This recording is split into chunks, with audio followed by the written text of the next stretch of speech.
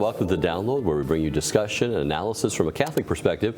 Today's Wednesday, October 18th, 2023. I'm Brad Eli, here with my two co-hosts, Christine Niles and Alex Carzan. Fighting continues in the Holy Land between the Israelis and Hamas as the death count rises and rises.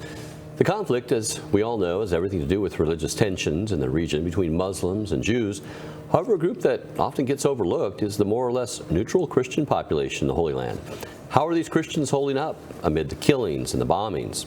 How have they been impacted by the conflict in the region in recent decades? So, you know, in the news, you hear everything about Israel, you hear everything about Hamas, you hear everything about the surrounding Muslim countries who are up in arms one way or the other.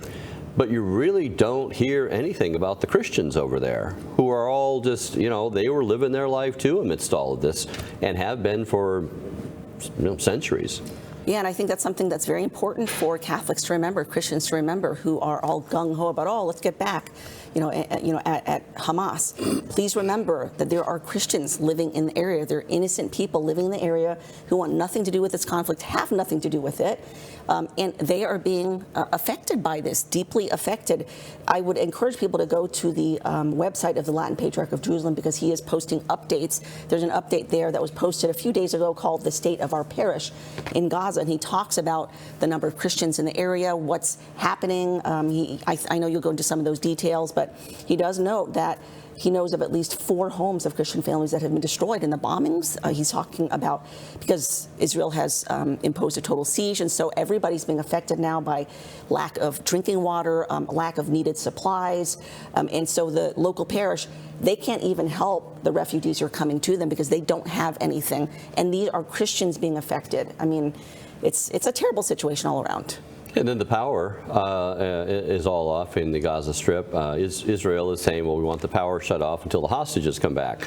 But at the same time, everybody there is, like, these places have no power, electricity to run any operations like that. So this becomes very difficult to have any supply chains. You can't have any refrigerated food. You can't have any freezer. You can't, all of your air conditioning and heating and everything, cooking and all this stuff comes to a screeching halt when you don't have power. I do know, like, America also turned it off before they go into Baghdad or whatever. They turn off all the power in the whole of the city and everybody's out of power.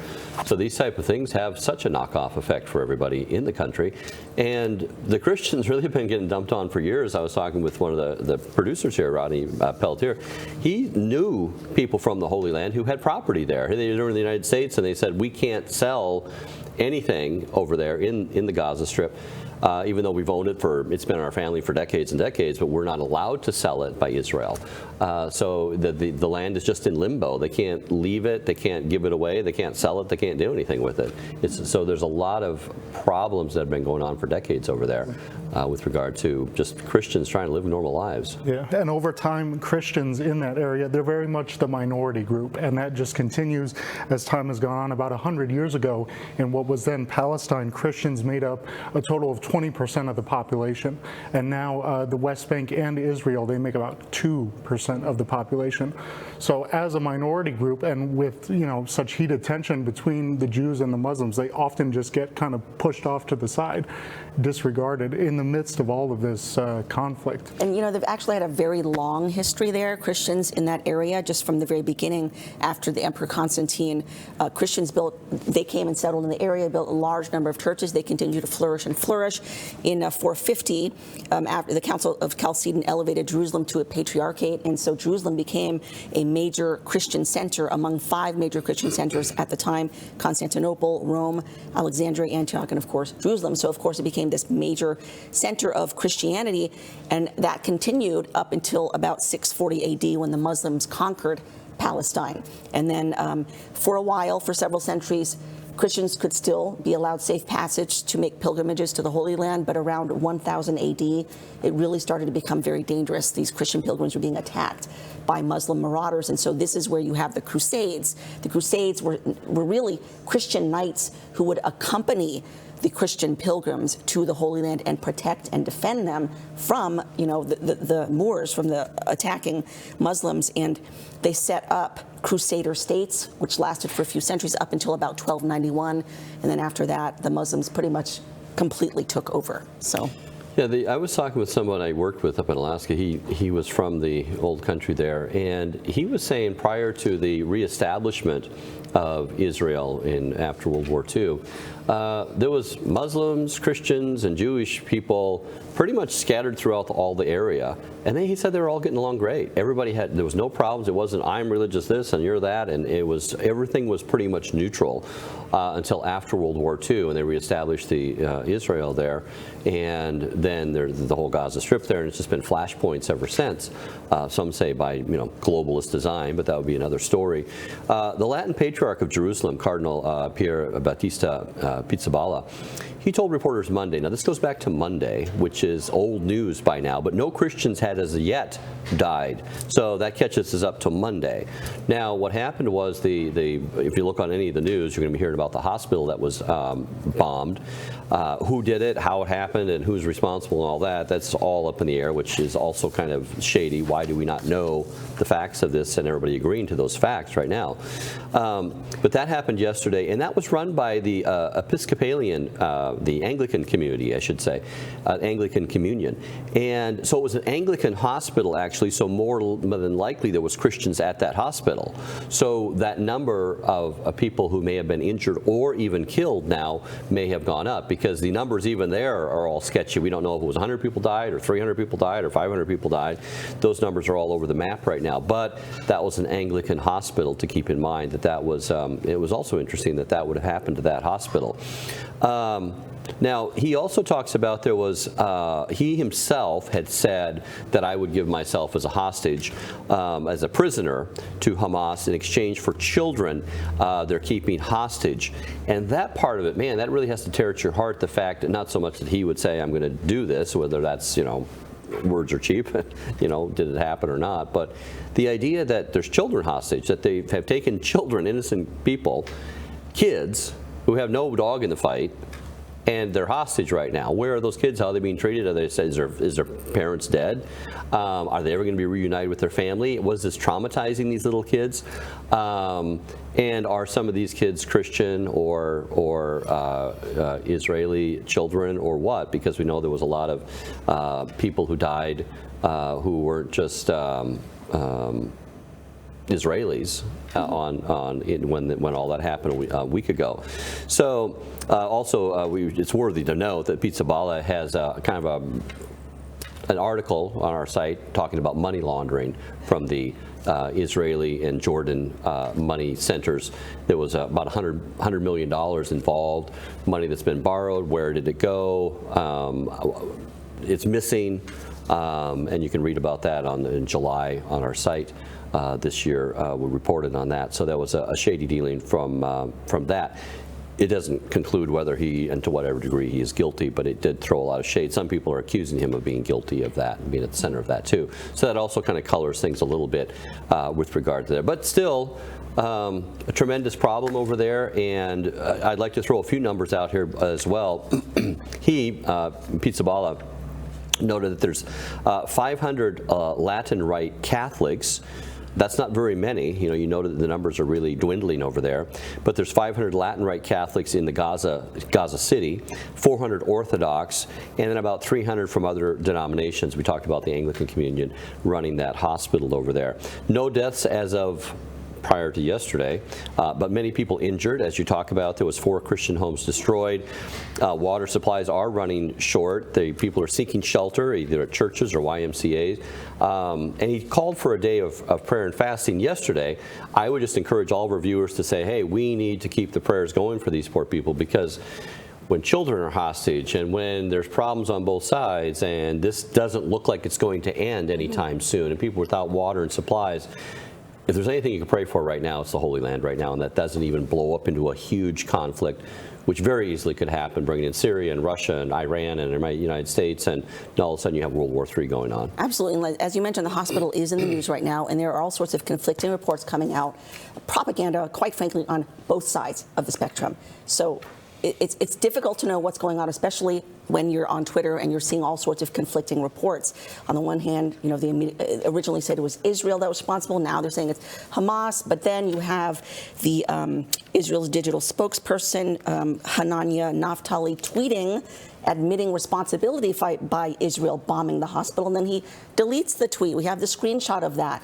And then you have video. Some people are saying, oh, this is video evidence that this was a Hamas rocket that misfired and fell on the hospital. And you have other, contradictory videos saying, no, you can actually see an Israeli fighter jet flying right over, and dropping the bomb. So it's difficult to know what is the truth here. But when it happened, as you mentioned, it happened yesterday on the day of prayer and fasting that was called for by the Latin Patriarch of Jerusalem.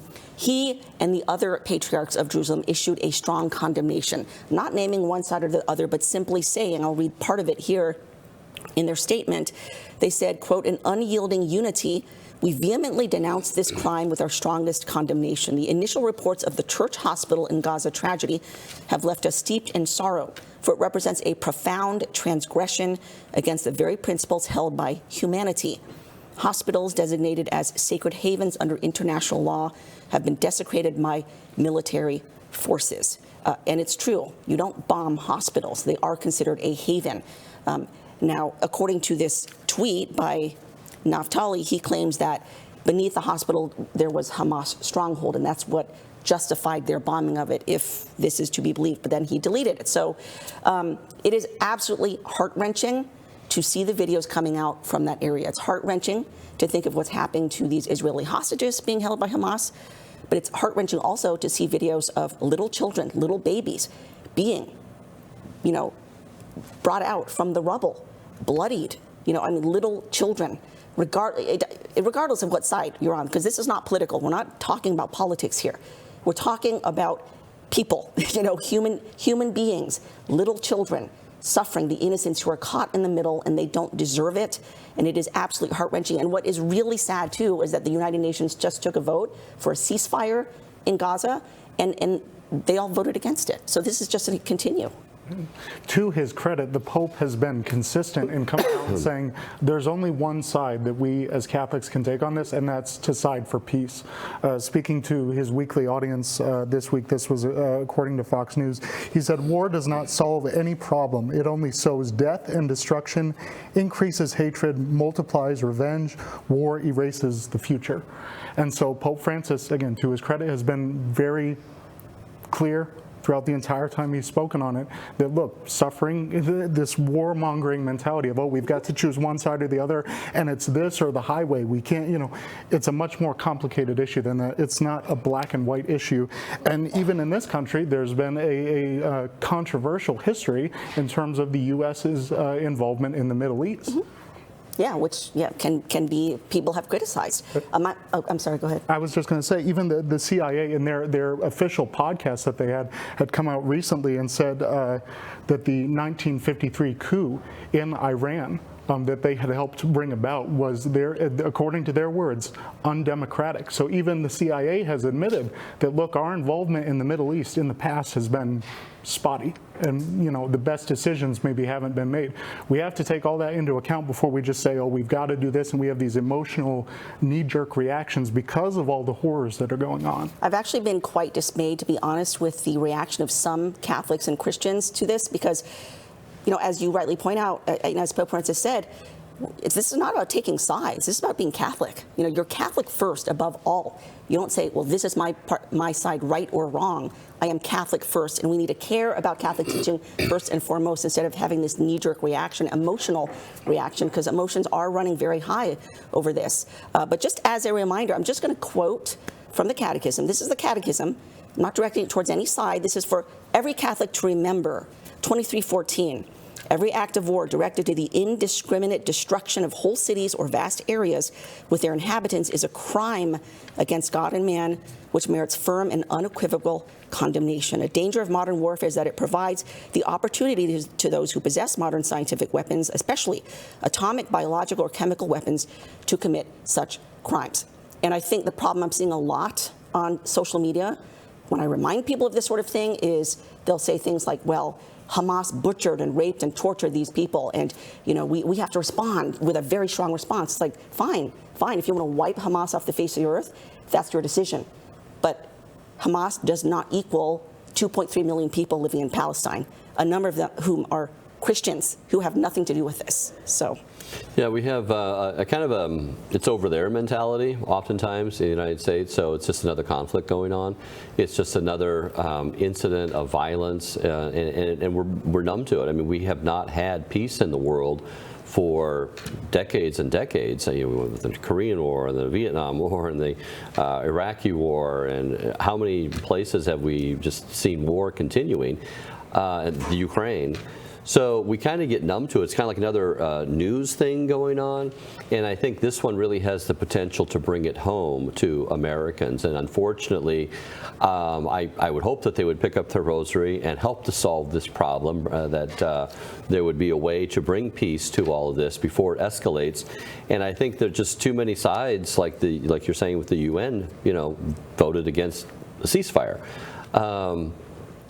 And I think there's just too many vested interests in thinking that war is a solution, that Israel would want Iran and Syria taken out of the picture, that Hamas would like things escalated and get Israel out of the picture, that America does want to defend its only beachhead in the Middle East right now with Israel.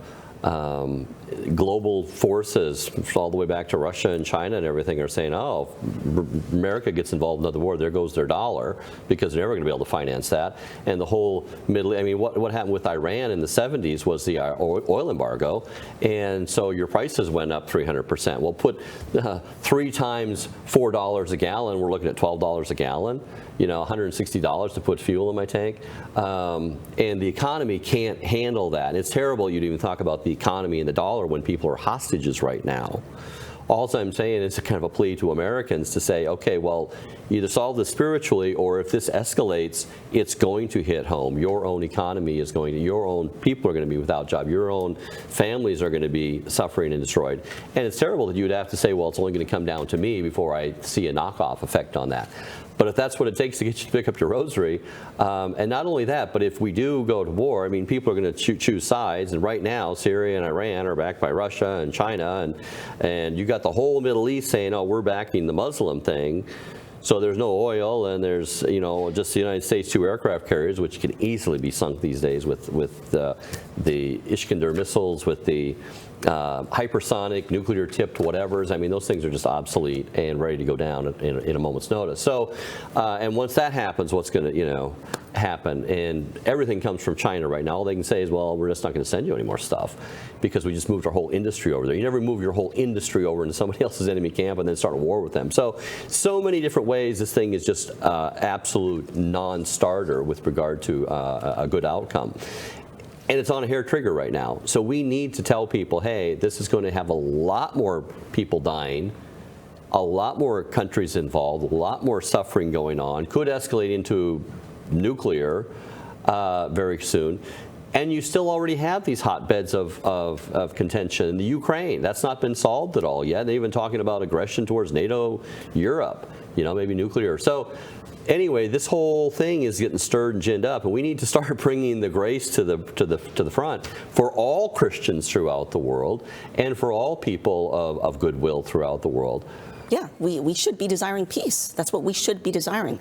And I encourage all those war hawks out there who want people to bomb all of Palestine to smithereens. Don't watch the legacy media, because you're not going to see everything. Go to Twitter, because that's obviously there's some fake news on Twitter. You have to kind of sort through all of that. But what you will see is you will see videos coming out from Gaza that you're not going to see on other places. And you will see little children who are bloodied, trembling because they're terrified. You will see all of this, and hopefully it will have some sort of impact, you know, for all those who, because I think for most Americans, it's very distant, it's very abstract. It's like, that's happening over there, it doesn't really affect me, but I'm going to support this. You know, I want this war to continue. Okay, well, look at what it is that you are actually wanting to continue, because at the end of the day, little children. I mean, the death toll right now, according to in Gaza, the latest death toll right now, it's hard to get accurate numbers, but they're saying right now the death toll is 3,500 people, with 1/3 of those children. That is 3 times the death toll of the Israelis who are killed in Hamas. That's 3 times, and it continues to rise. And how many have been displaced? Up to 1 million people. Just a few weeks ago, we were rightly lamenting that the Christians of Artsakh were being displaced by the blockade, by the Muslim Azerbaijan. About 120,000 Christians from Artsakh being displaced.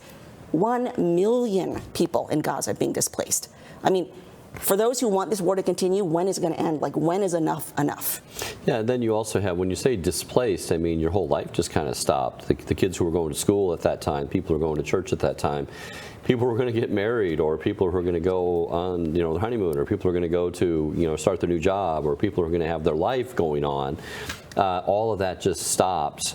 And will you ever be able to go back to your own home? Will you ever be able to go back to any of your belongings? Or, what would you do now if your house and everything and all your belongings and everything just disappeared?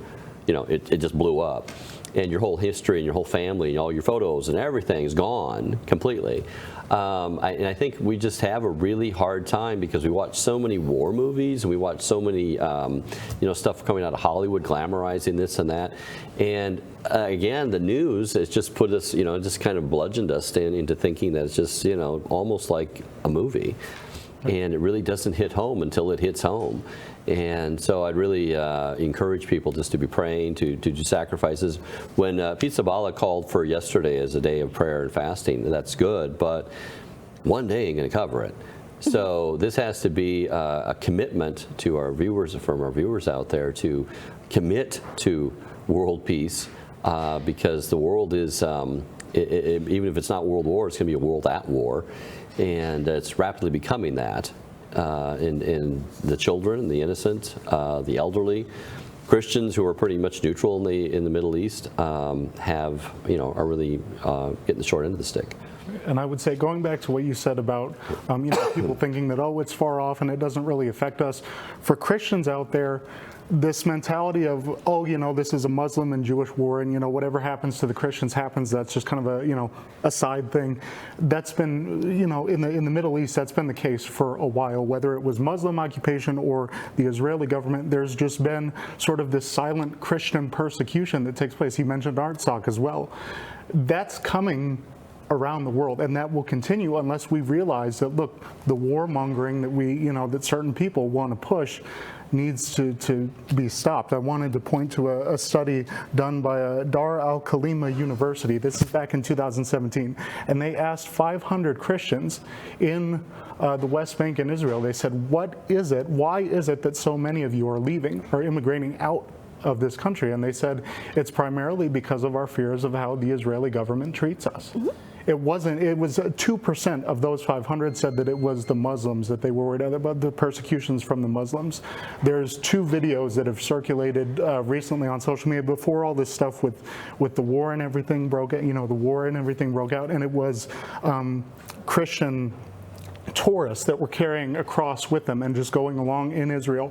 And there were just these young Jewish teens that just decided it would be real funny just to start spitting on them and laughing at them and, cursing at them and all of that. And then the other video was a Catholic, I believe he was either a priest or an abbot, and he was wearing a crucifix. And there was an Israeli official that told him, no, you can't come into this facility. You can't be part of this tour here while you're wearing that, because that's offensive to us. And he's like, this is part of my religious outfit. I'm told to wear this. I'm not trying to be offensive to anybody. I'm just trying to represent my religion. And she was like, no, you can't do that. That's so offensive. Those are the types of things that eventually will make our way here if we don't understand the importance of standing up for proper moral beliefs in any situation. Yeah, we have that.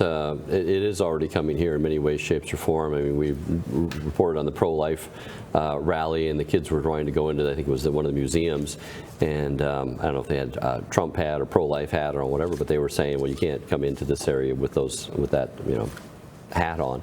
So we do have a lot of our own issues going on here, and it's really unfortunate that someone like Biden is the one going over there today to meet with them, who is not really a good representative of the Catholic Church by any way, shape, or form.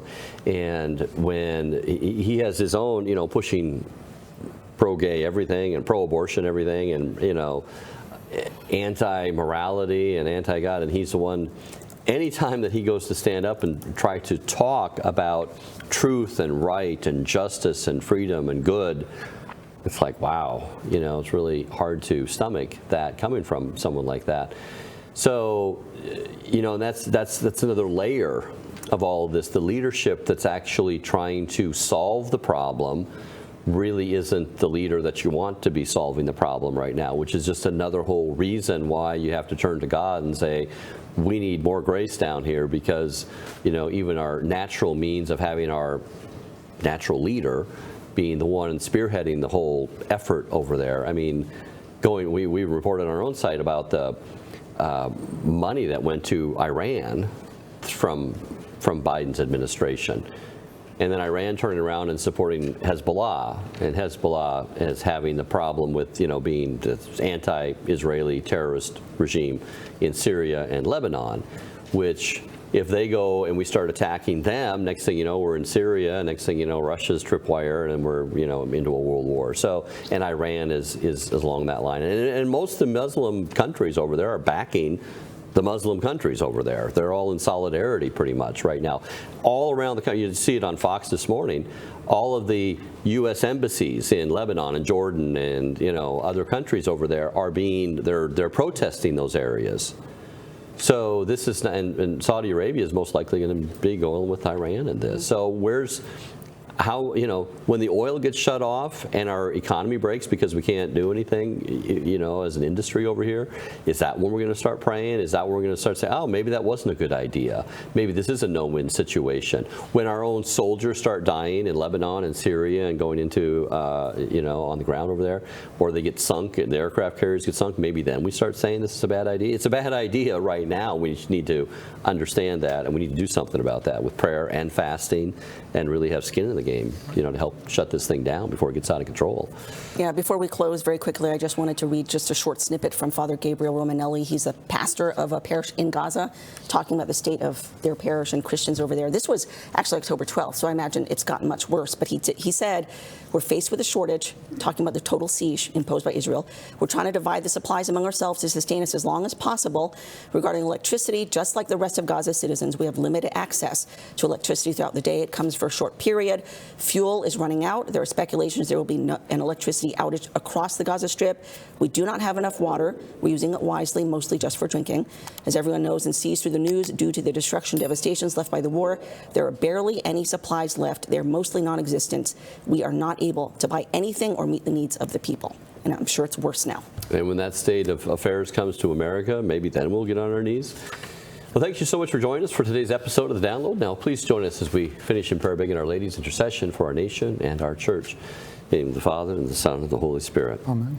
Salve Regina, Mater misericordiae, vita dulcedo et spes nostra salve.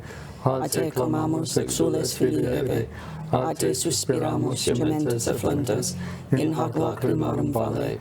Ea ergo advocata nostra, ilos tuos misericordes oculos ad nos converte, et Iesum benedictum fructum ventris tui, nobis post hoc exilium ostende, o clemens, o pia, o dulcis Virgo Maria. Amen.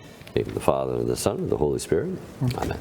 Thank you again for joining us for The Download. We premiere a new episode like this every weekday at 5 p.m. Eastern Time. From all of us here at Church Militant, God bless you.